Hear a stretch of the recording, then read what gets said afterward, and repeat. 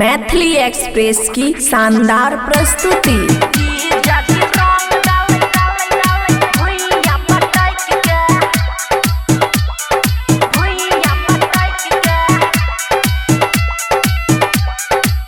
माया recording studio Rajanpur. जी जाजी रंग डाले भुइया पटाई के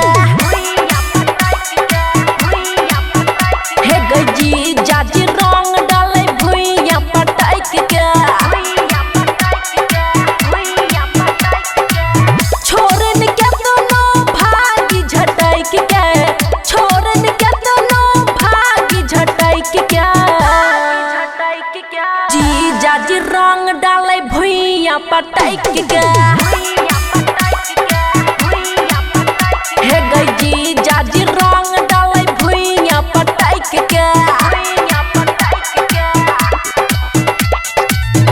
बक्कर बम्बी बोल 80-90 पूरे 100 मिला का धागा चोली में रंग डाला।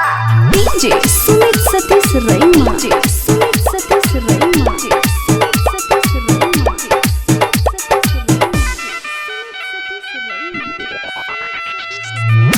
माया रिकॉर्डिंग स्टूडियो राजनपुर। अरे दाढ़ी मोछ बनाई के एल छे भोरे नहाई के एहन जगहिया रंगाइयो भागै छी हम लजाई के अरे दाढ़ी मोछ बनाई के एल छे भोरे नहाई के एहन जगहिया रंगाइयो भागै छी हम लजाई के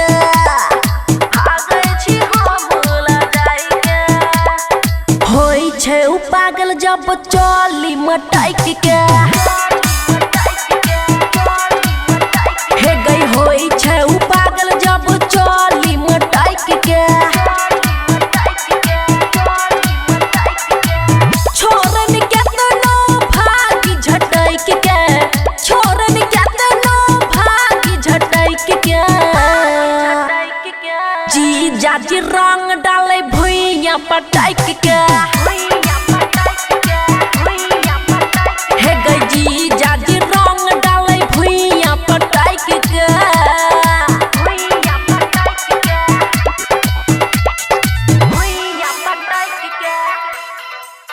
जी जाजी रंग डाले भुइया पटाई के डीजे सुमित सतीश रैमा सुमित सतीश रैमा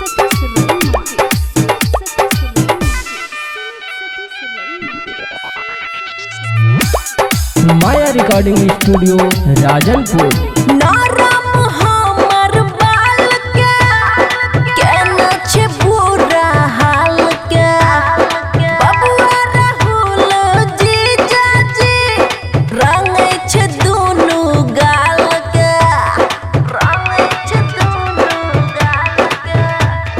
नरम हमर बाल के केना छे बुरा हाल के बबुआ राहुल जीजा जी रंगै छे दुनु गाल के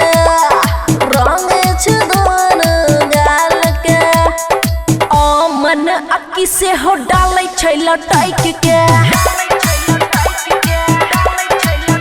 हे गई मन अक्की से हो डालै छै लटाई के छोरन के दोनों भागी झटाई के छोरन के दोनों भागी झटाई के जी जाजी रंग डाले भुइया पटाई के हे गई जी जाजी रंग डाले भुइया पटाई के माया रिकॉर्डिंग स्टूडियो राजनपुर।